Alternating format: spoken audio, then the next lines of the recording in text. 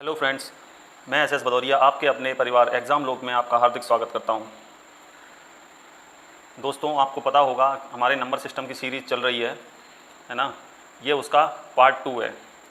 अभी हम number system में टाइप्स ऑफ नंबर सिस्टम देख चुके हैं कि 4 तरह के नंबर सिस्टम होते हैं। पहला नंबर सिस्टम जो होता है डेसिमल नंबर सिस्टम होता है। दूसरा जो होता है ऑक्टा नंबर सिस्टम होता है। तीसरा हेक्सा नंबर सिस्टम होता है। चौथा बाइनरी नंबर सिस्टम होता है ना। तो डेसिमल नंबर सिस्टम को दशमलव पद्धति बोलते हैं, जो कि कितने अंकों की होती है? 10 अंकों की।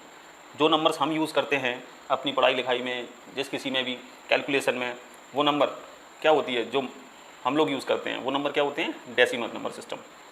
और जो नंबर एक तरीके का होता है octa number system. Octa number system में क्या होता है? 8 तरह के, नाम से समझ में आ रहा है ऑक्टा। ऑक्टा मीन्स 8 होता है ऑक्टा। तो इसमें 8 तरह के नंबर सिस्टम होते हैं। तीसरा आता है hexa number system. Hexa number system में 6, 7, 8, 9 तक नंबर होते हैं यहाँ तक। फिर उसके बाद A B C D E, कहने का मतलब है उसमें नंबर्स और अल्फ़ाबेट का ग्रुप बना के नंबर सिस्टम में रखते हैं।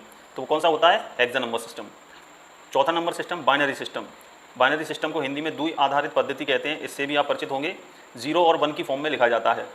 जो कंप्यूटरकृत जो भाषा होती है वो इसी फॉर्मेट पे आधारित होती है। डाटा का जो लेन देन, इधर से डाटा स्टोर, जो कुछ भी होता है वो 0 और 1 की फॉर्म में ही होता है।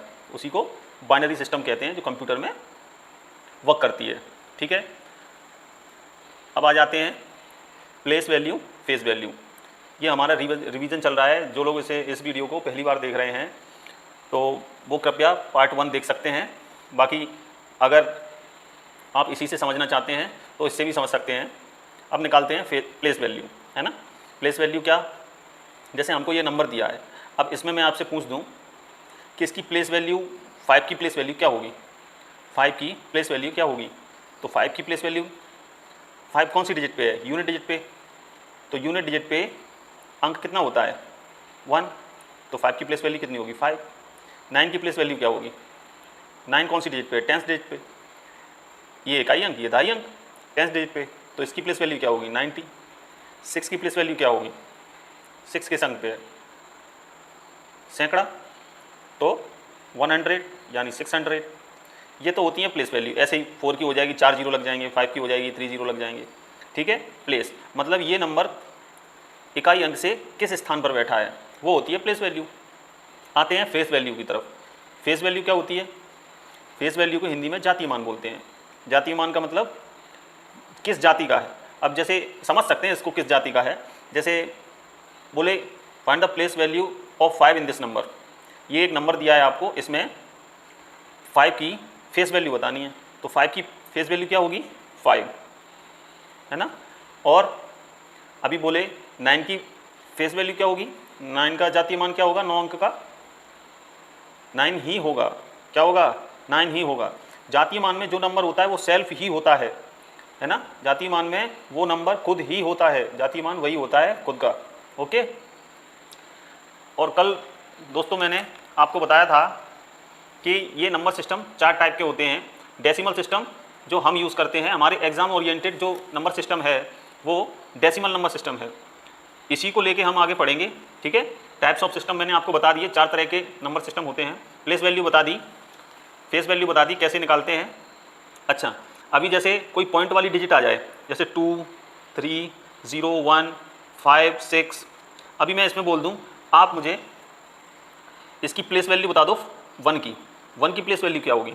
ये तो विदाउट डेसिमल वाले नंबर थे, ये डेसिमल वाला है ना, दशमलव वाला नंबर है।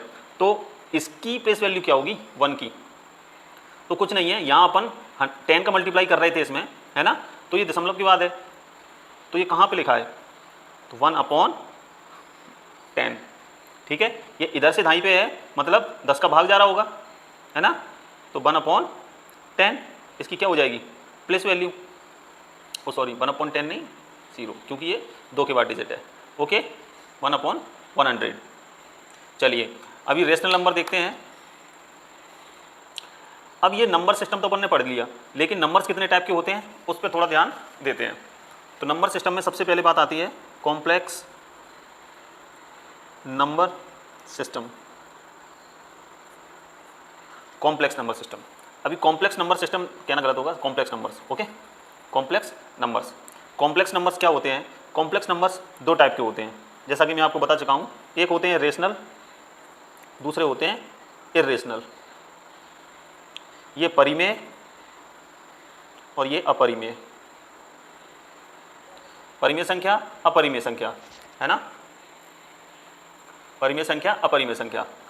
आगे आते हैं, मैंने आपको बताया था परिमेय संख्या को P अपॉन Q की फॉर्म में लिख सकते हैं और अपरिमेय संख्या को P अपॉन Q की फॉर्म में नहीं लिख सकते हैं, इसको लिख सकते हैं, ठीक है। आगे बात आती है, ये वाले नंबर सिस्टम में नहीं आते, है ना। ये जो हमारे एग्जाम होते हैं उनमें से अगर क्वेश्चन पूछता है तो इनसे रिलेटेड पूछता है, prime numbers, natural numbers, fractions, है ना। चलिए, इतना तो पिछली वीडियो में हो गया था, बाकी मैंने आपको बस रिवीजन करवाया था उसका, ठीक है। आगे बात आ जाती है रेशनल नंबर्स। अभी अपन ने देखे कॉम्प्लेक्स नंबर्स दो टाइप के होते हैं, तो रेशनल नंबर्स कितने टाइप के होते हैं? रेशनल नंबर्स भी दो टाइप के होते हैं, एक इंटीजर्स और दूसरा फ्रैक्शन। इनको अपन दो भागों में बांट सकते हैं, इंटीजर्स में और फ्रैक्शंस में। अभी बात करते हैं फ्रैक्शंस। फ्रैक्शंस कौन से होते हैं? फ्रैक्शंस एक तो होता है टर्मिनेटिंग, एक होता है रिपीटिंग। मतलब टर्मिनेटिंग का मतलब, जैसे मान लो अपन ने लिया 1/2, ठीक है, ये एक फ्रैक्शन वैल्यू है, ये एक भिन्न मान है। फ्रैक्शन वैल्यू है 1/2, क्या बोलेंगे इसको? भिन्न ही तो बोलते हैं, भिन्न, फ्रैक्शन, ओके। इसको जब डिवाइड करेंगे तो क्या आएगा? 0.5। अभी देखो ये नंबर ना तो आगे जा रहा है, यहीं पे आके रुक गया ना, इससे 2 से भाग दिया एक को तो ये यहीं पे आके रुक गया। अभी आगे कोई और डिजिट आ रही है क्या डिवाइड करने पे? नहीं आ रही, तो ये कौन सा होगा? टर्मिनेटिंग। टर्मिनेटिंग का मतलब क्या होता है? खत्म हो जाना, मतलब समाप्त हो जाना। इसके बाद तो कोई नंबर नहीं आ रही है, यहीं पे समाप्त हो गया, मतलब रुक गया, टर्मिनेट हो गया, ओके। आगे आइए, रिपीटिंग। रिपीटिंग नंबर क्या होता है? जैसे मान लो 3/2, ये भी अपना एक फ्रैक्शन है, 3/2। अभी 3/2 फ्रैक्शन है, इसको जब डिवाइड करेंगे तो कितना आएगा? 0.666। क्या और भी आगे आएगा? हाँ, और भी आगे आता है 666। तो यहाँ पे ये बार लग जाएगा 6 पे, है ना। मतलब ये क्या मतलब होता है इसका? ये रिपीट हो रहा है, बार बार रिपीट हो रहा है, ये कभी खत्म नहीं होगा, तो उसको क्या कहेंगे? रिपीटिंग। रिपीटिंग फ्रैक्शन है ये, रिपीटिंग फ्रैक्शन है। तो टर्मिनेटिंग और रिपीटिंग ये तो इसमें होते हैं रेशनल नंबर्स में। लेकिन अगर इनके आगे मैं नॉट लगा दूं, यहाँ क्या लगा दूं? नॉट, नॉट, और यहाँ भी नॉट, ना तो टर्मिनेट हो और ना ही रिपीट हो, ना तो टर्मिनेट हो और ना ही रिपीट हो, तो ऐसा कौन सा नंबर होगा? वो अपना इरेशनल नंबर की कैटेगरी में आता है। जैसे मैंने आपको कल बताया था, यहाँ पर एक बार और रिकॉल कर दे रहा हूँ मैं, इरेशनल नंबर्स। जैसे अपना आता है पाई। कोई मुझे पाई का मान बताएगा? पाई का मान कितना होता है? पाई का मान बताएगा कोई मुझे? पाई का मान 3.14 होता है ना। पाई का मान 3.14। तो क्या पाई एक रेशनल है कि इरेशनल है? कल मैंने बताया था आपको, पाई एक रेशनल है या इरेशनल है? बोलो, पाई एक रेशनल है या इरेशनल है? पाई एक रेशनल नंबर है, क्योंकि पाई जो होता है, पाई को जब अपन सॉल्व करते हैं तो ये कभी इसकी अप्रॉक्स वैल्यू नहीं आती। पाई की वैल्यू क्या आती है? पाई को अपन लिख देते हैं 3.14। क्या ये इसकी अप्रॉक्स वैल्यू? नहीं, ये इसकी अप्रॉक्स वैल्यू, हाँ ये इसकी अप्रॉक्स वैल्यू है, ये इसका एक्चुअल मान नहीं होता, ये इसकी एक्चुअल वैल्यू नहीं होती पाई की। पाई 22/7 होता है, इसको जब डिवाइड करेंगे ये आ जाएगा। लेकिन इसके आगे और भी आता है पाई की वैल्यू में, जैसे 3.1415 ऐसे आता जाता है ना। तो ये ना तो खत्म हो रहा है नंबर और ना ही रिपीट हो रहा है ना, ना तो पेयरिंग में रिपीट हो रहा है ना ही खत्म हो रहा है। तो ये किस कैटेगरी में आता है? ये इरेशनल की कैटेगरी में आता है। किसकी कैटेगरी में? इरेशनल की कैटेगरी में। तो फ्रैक्शन, रेशनल नंबर का फ्रैक्शन वाला पार्ट अपना कंप्लीट हो गया।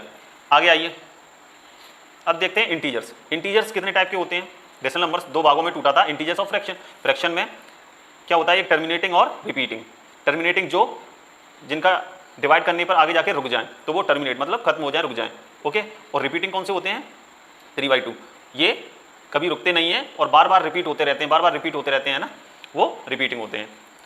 अभी इंटीजर्स, इंटीजर्स कितने टाइप के होते हैं? इंटीजर्स भी 3 टाइप के होते हैं। जैसे नेगेटिव इंटीजर्स, -1, -2, -3, नंबर लाइन पर अपन ड्रॉ करते हैं जो -∞ तक जाते हैं, है ना।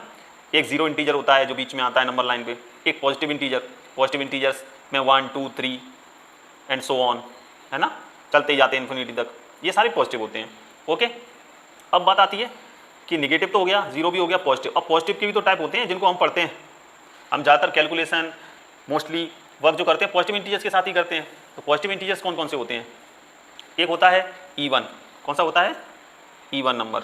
इवन नंबर्स पॉजिटिव भी हो सकता है, नेगेटिव भी हो सकता है ना, इवन नंबर पॉजिटिव भी हो सकता है और नेगेटिव भी हो सकता है। एक होता है ऑड, ऑड नंबर, ये भी पॉजिटिव हो सकता है, ये भी नेगेटिव हो सकता है, ठीक है। फिर कौन सा होता है? Whole number, whole number, whole number, है ना।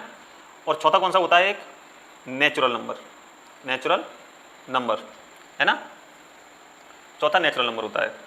अब बात करते हैं सबसे पहले इवन नंबर की। ओके, इवन नंबर को देखते हैं क्या होता है।